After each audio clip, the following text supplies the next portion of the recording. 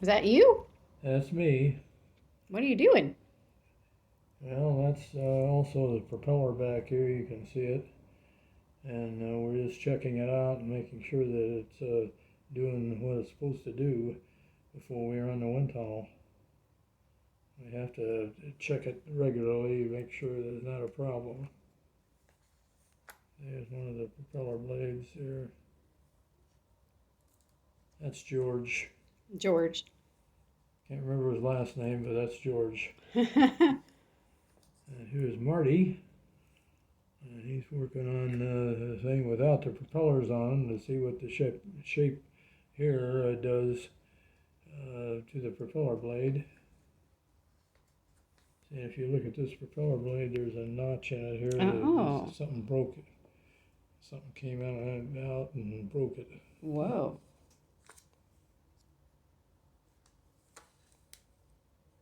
This is another test facility here that I worked in for a little while with them.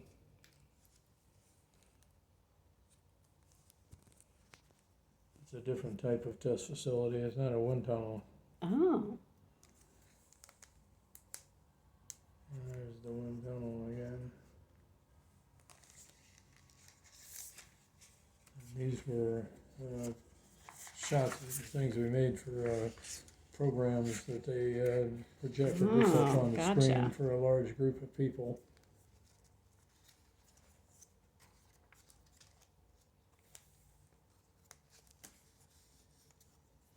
And here in the front, this is the supersonic 3.5 speed space shuttle in the wind tunnel there. So that was before the space shuttle came out? You did tests like that? Yeah, this was before the space shuttle was flown. Uh-huh. And here's the group of guys that did the work. Ah. With me in it here. There's you. I think I remember that control room. You probably did get in there. Yeah, that was my favorite place. It had a billion buttons. Oh, yeah. And lights. It was so pretty. And then here's a group of the astronauts that were lost in that first shuttle. Mm-hmm. Crashed in the space station.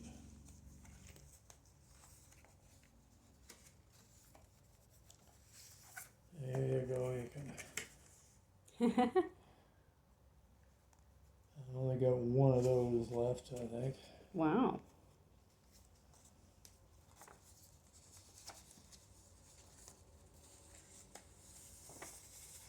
So I understand there's another wind tunnel in Langley, in Virginia? Oh, well, there's wind tunnels all over the world. Oh. But this is the only one that is, the two that we have are the only ones that do that kind of speeds and so forth. You know, most of the wind tunnels are not built this well.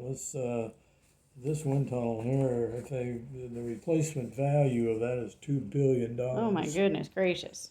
Yeah. And it's because it goes faster than what's the speed it goes? It goes 3.5 times the speed of sound. It actually can track the flight of a rocket from liftoff to 100,000 feet altitude. Oh my goodness! So it can tell you what's going on with that all the way up to 100,000 feet. Wow, is that like 2,500 miles an hour? 3.5? On that order, yeah. Wow. Yeah.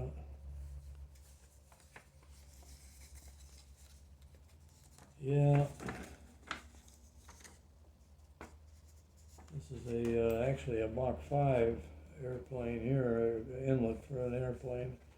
And we were able to simulate Mach 5 by putting this plate in here and changing conditions and stuff. Mm.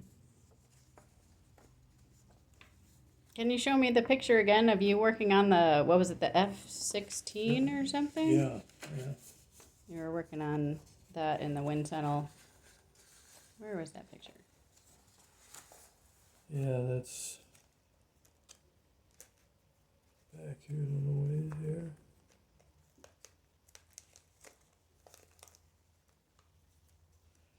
And that's shock waves in the wind tunnel. Wow.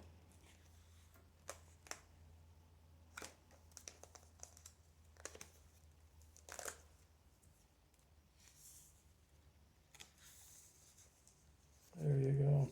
Okay.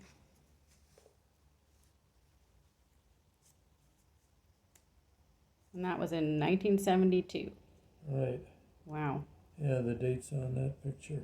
Mm-hmm.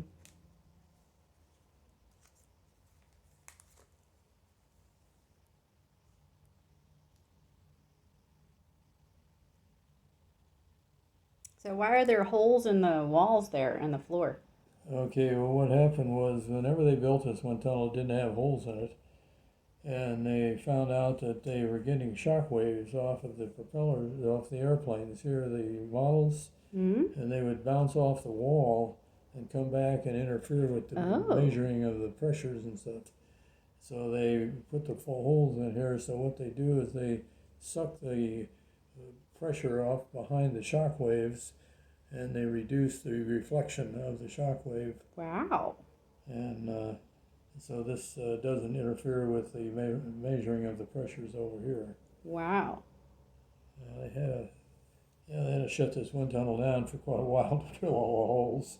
Oh my goodness, I can't imagine. It was back in the early 50s. Okay. Yeah. And that what I have in my hand here is actually the little pressure measuring device that goes up in here. Okay. And we were checking that out to make sure it was working right. That has a whole bunch of high pressure transducers in it, Hmm. and so that they can measure the actual air as it's coming into this.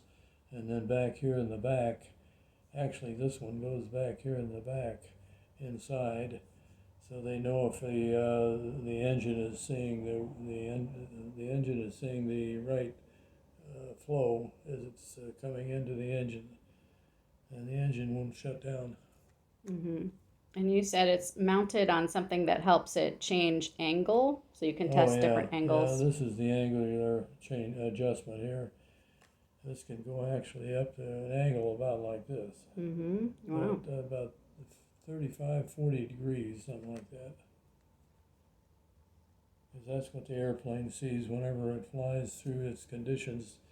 This airplane was the first airplane that was ever built that had fly-by-wire, and that most of the time the airplanes had a stick that you move back and forth to fly it, to control it. Yeah. And this airplane, though, all you do is you hold your hands here like this and put pressure on them, and the stick is wired so that it feels your pressure on from your hands, and it controls the airplane without moving anything. Which makes sense because you can't move at that speed. Well, because it's seven G's. Wow. The pilot sees whenever he's flying this thing. Right.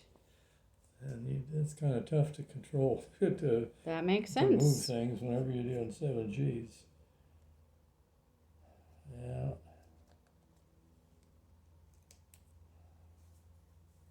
And this guy spent a couple months in Medina. Mm-hmm. Not Medina, Cleveland.